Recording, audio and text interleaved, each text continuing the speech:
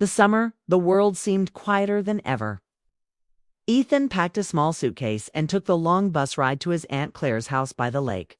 He was 17, old enough to think he understood life, but young enough to still be uncertain about everything that mattered.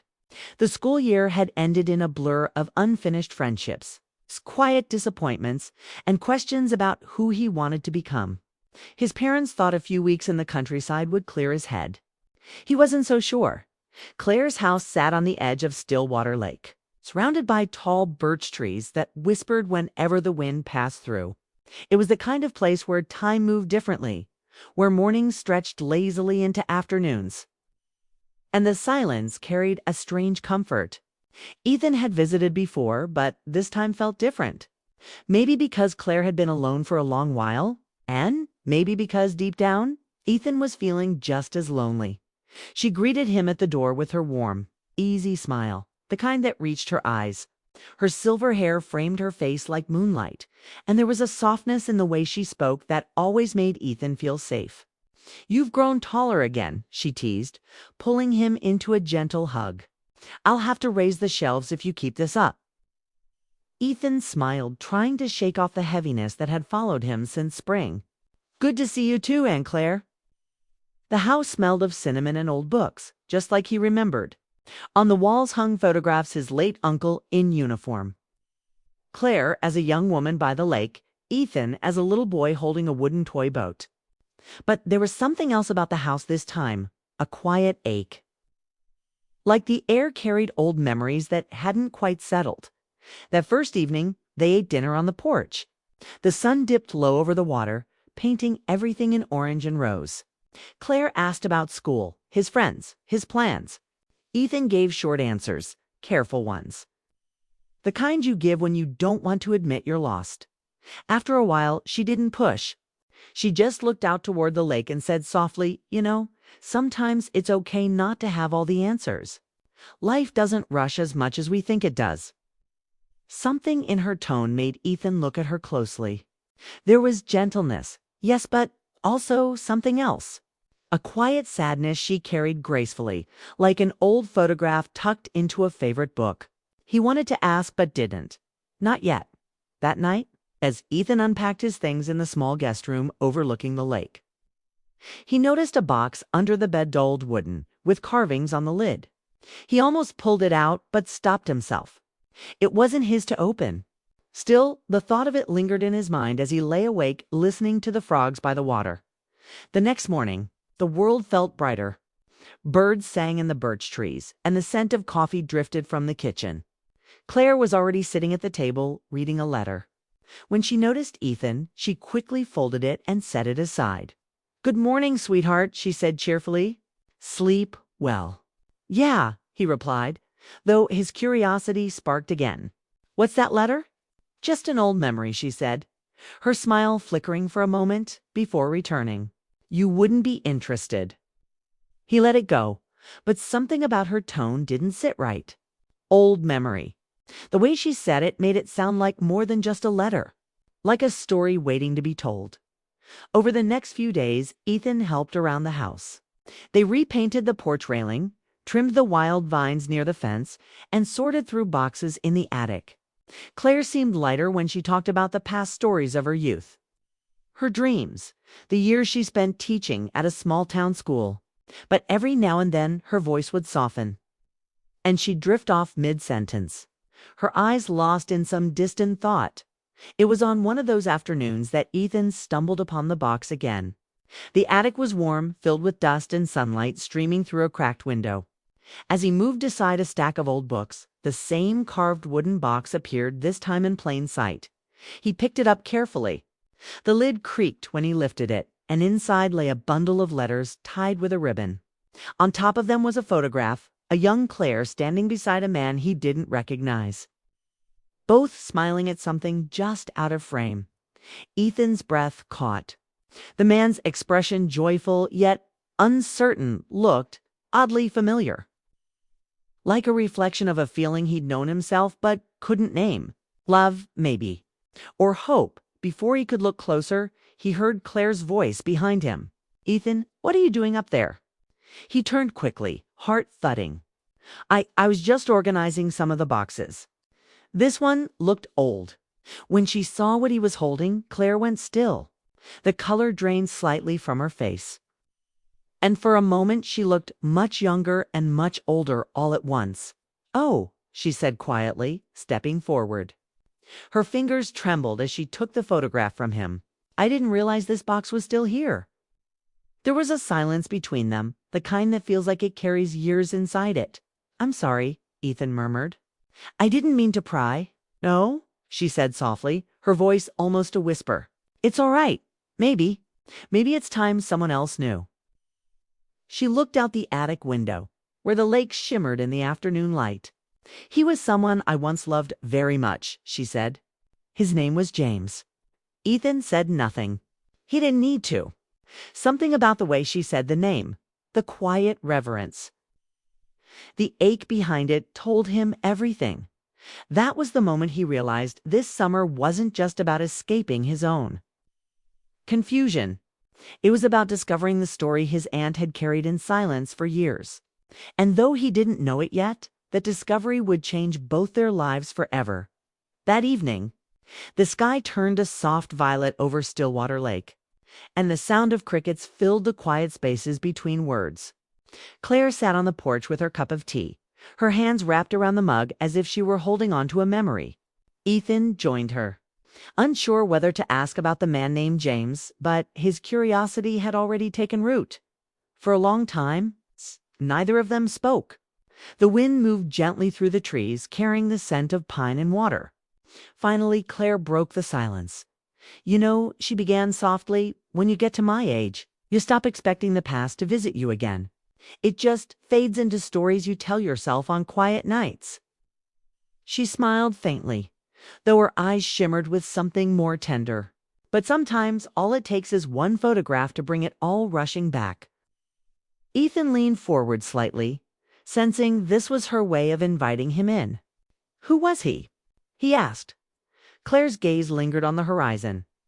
"James Carter. We met when I was just a few years older than you. I was teaching literature at the local college, and he was studying architecture. He had this way of looking at buildings like they were alive. He said every wall had a memory and every window a soul. I used to tease him for being too poetic." Shh. She chuckled softly, the sound tinged with nostalgia. "But I suppose that's what drew me to him. He saw the world not as it was, but as it could be." Ethan could picture it easily his aunt as a young woman, standing on a campus lawn filled with autumn leaves, sunlight in her hair, listening to a man speak passionately about the beauty of stone and glass. It felt like a movie scene, simple, gentle, timeless. Claire continued, her tone growing quieter. "We spent so many evenings walking by the river, dreaming about the future. He wanted to design homes that felt like they belonged to the people who lived in them. I wanted to write stories that reminded people how to feel. We both believed the world could be softer than it was." Ethan smiled faintly. "Sounds like you were made for each other." "Maybe we were," she said, her eyes distant. "But life doesn't always wait for love to catch up." She paused then, tracing her finger around the rim of her cup.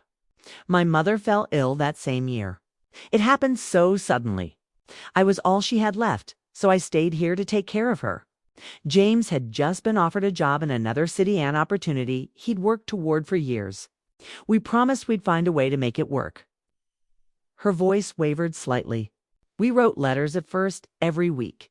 He'd tell me about his projects, the buildings he was designing, the people he met. I'd tell him about the lake, the classes I taught, the books I was reading. But after a while, the letters came less often. Not because we stopped caring, but because time kept getting in the way." Ethan felt a lump form in his throat. "Did you ever see him again?" Claire shook her head gently. "Not after that summer. My mother's health got worse, and I couldn't leave. By the time she passed, years had slipped by. I wrote to him once more, but the letter came back unopened. I thought it meant he had moved on, and I wanted to let him." Her voice softened to almost a whisper. "But I never forgot him." The air between them felt heavy, but full of something sacred, like shared silence between two hearts that understood loss. Ethan didn't know what to say, so he simply listened. The more his aunt spoke, the more he realized how much love could live quietly inside someone without ever being spoken out loud after a while. Claire smiled again, a sad but genuine smile. You know, Ethan, love isn't always a grand story. Sometimes it's just two people who find each other at the wrong time but carry each other in small ways forever. Ethan nodded, absorbing her words. Do you think he ever thought of you too? Claire looked up at the evening sky. I'd like to believe he did. There were nights I'd stand by the lake and imagine he was looking at the same stars, wondering the same things. It made the distance feel smaller somehow. Ethan followed her gaze. The lake-s. Teetha next morning arrived, wrapped in a soft mist that hovered over Stillwater Lake. The world felt hushed, as if it were holding its breath. Ethan woke early, drawn by the stillness. He pulled on a sweater and stepped outside. The damp grass cooled beneath his feet. The air carried that quiet promise of something about to change. He couldn't explain why, but he felt it in his chest. Claire was already awake, sitting by the kitchen window with a cup of coffee. Her journal lay open beside her, but she wasn't writing. Instead, she was staring out toward the lake, lost in thought. The light caught her face in such a way that Ethan could almost see the young woman she had once been, the one who wrote letters by candlelight and waited for answers. That never came. Morning, he said gently, not wanting to startle her. She smiled faintly. You're up early. Couldn't sleep, Ethan replied, taking a seat across from her. I kept thinking about what you told me last night. About James. Her eyes softened. I didn't mean to trouble you with old stories. You didn't, he said quickly. It just made me think about how people drift apart. And how sometimes, maybe they don't have to. Before Claire could respond, a knock came at the door, unexpected, light, and uncertain. They both froze for a moment. Hardly anyone visited this far out by the lake. Claire set down her cup and went to answer it. Through the screen door, Ethan saw an older man standing on the porch. He wore a light jacket, his hair silver but full, his posture upright, though softened by time. There was something familiar in his expression, a gentleness, a searching kind of sadness. In his hands, he held a small envelope. Hello, the man said, his voice calm but hesitant. I'm sorry to bother you. I'm looking for a Claire Bennett. Does she still live here? Claire's hand trembled slightly on the doorframe. James? She whispered. The man's eyes widened as if he'd seen a ghost. Claire, I can't believe it's really you. For a long moment, the world seemed to pause. Ethan stood silently, unsure if he should leave or stay.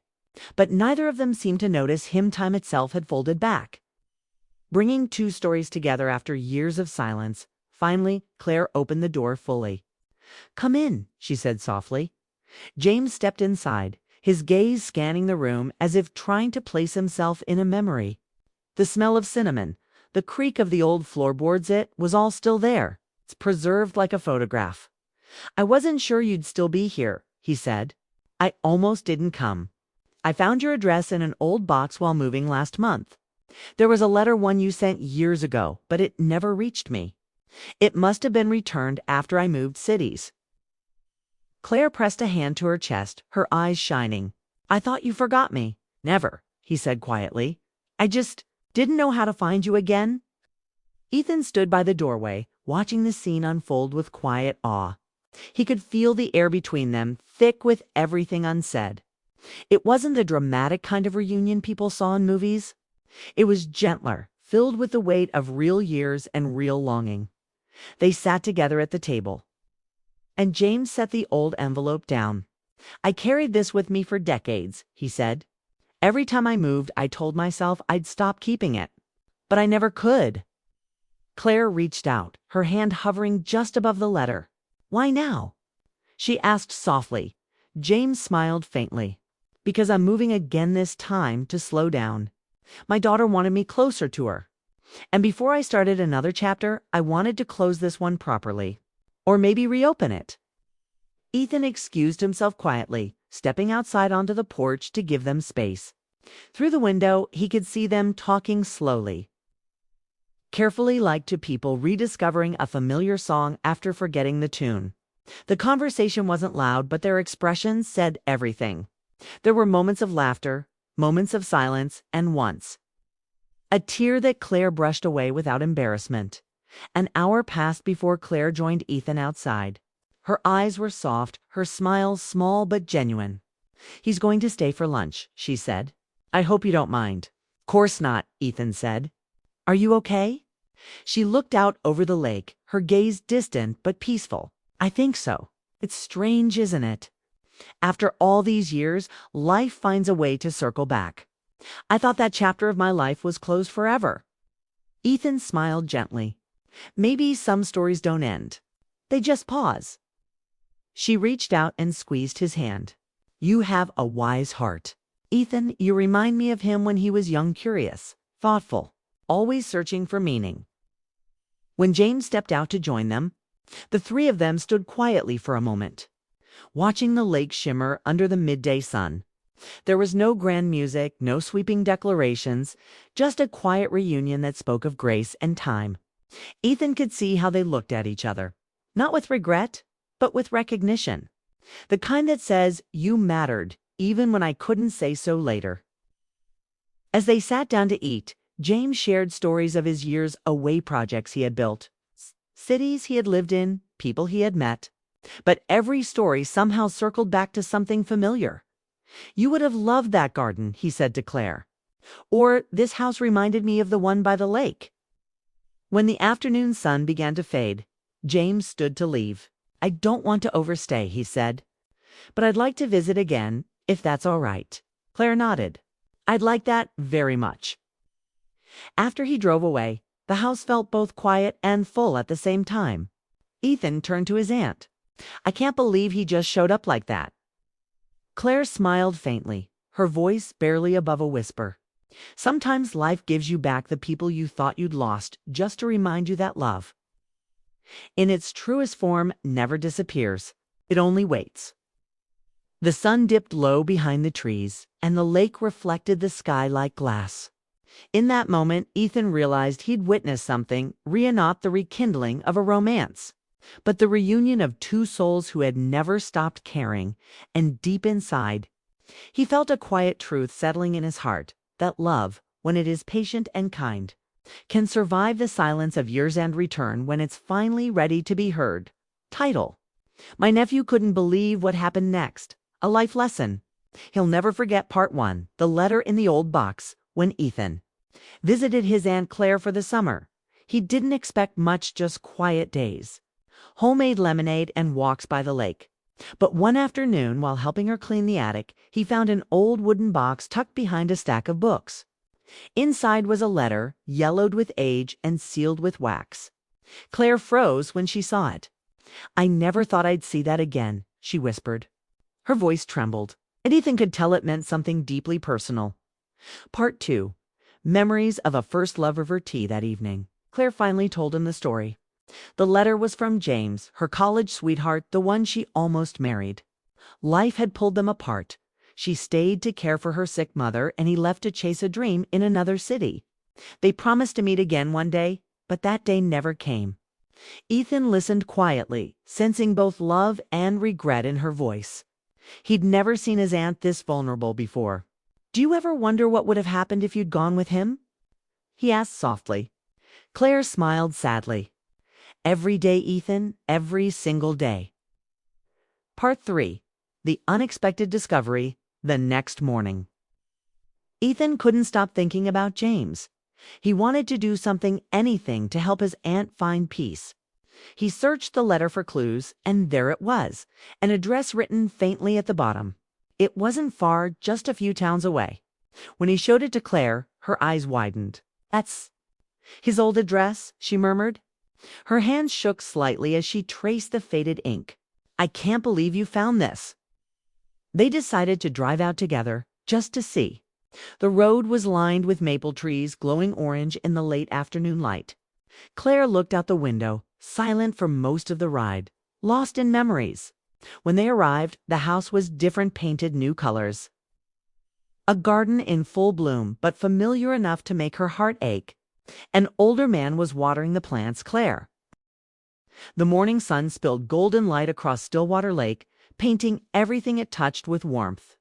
Yet inside the little lakeside house, Claire felt a quiet tension coiling around her heart. James had arrived early, as he often did, but today there was a weight in his expression that she hadn't seen before. It wasn't anger or disappointment. It was something softer, deeper, something that hinted at change. They had spent weeks reconnecting, sharing stories of their past and present, laughing and sometimes falling into contemplative silences. But now there was a moment brewing that demanded honesty, a truth that could no longer remain unspoken. James had asked Claire to join him for a walk by the lake. Away from the porch, away from the familiar comfort of routine. The morning air was crisp, carrying the scent of pine and fresh water. Their footsteps crunched lightly on the gravel path as they walked side by side, neither speaking immediately. Finally, James stopped, looking down at the lake's surface where the sunlight danced in tiny, flickering patterns. He took a deep breath, as if drawing courage from the wind itself.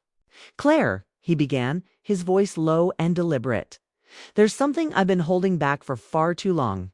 Her heart skipped a beat. She had felt this moment approaching, but the anticipation made it almost unbearable. "James," she started, but he shook his head gently, stopping her. "Let me finish," he said. "All these years, I've carried memories of you everywhere I went. Every city, every job, every move. It all felt empty at times because a part of me was still waiting for you. I never knew if I'd ever see you again. And now that I have, I can't. I can't pretend that nothing has changed." Claire's throat tightened. She had waited so long for words like this, yet hearing them part 6, the resolution the morning after James's confession was quiet, almost reverent. Sunlight poured through the lace curtains, painting patterns on the wooden floor. And the lake outside shimmered like glass in the gentle wind. Claire moved slowly around the kitchen, preparing breakfast with a newfound sense of peace. Knowing that the tension that had shadowed her heart for decades had finally lifted, James joined her, carrying a small bouquet of daisies he had picked from the garden. "Good morning," he said softly, handing them to her. Claire smiled, feeling the warmth of their shared connection radiate through the simple gesture. It was a love that didn't demand grandeur, it thrived in the quiet moments. The little affirmations of care and presence they ate together, talking about everything and nothing, their laughter light and unforced. Ethan wandered into the kitchen, his curiosity apparent. Yet he sensed the gravity in the air, the kind of unspoken understanding that children often perceive without fully grasping the details. He grinned at Claire and James, sensing that something profound had shifted, even if he didn't know all the reasons why. Later, Claire and James decided to take a walk along the familiar lakeshore. The path had always been special to them, a place where memories mingled with the present. The sun's reflection danced on the water, and for the first time, the weight of missed opportunities felt lighter than the joy of the present moment. "You know," Claire said, breaking the comfortable silence, "I spent years wondering if we'd ever find each other again. I feared that life had moved on without us. But now?" She paused, looking at James, her eyes reflecting both gratitude and love.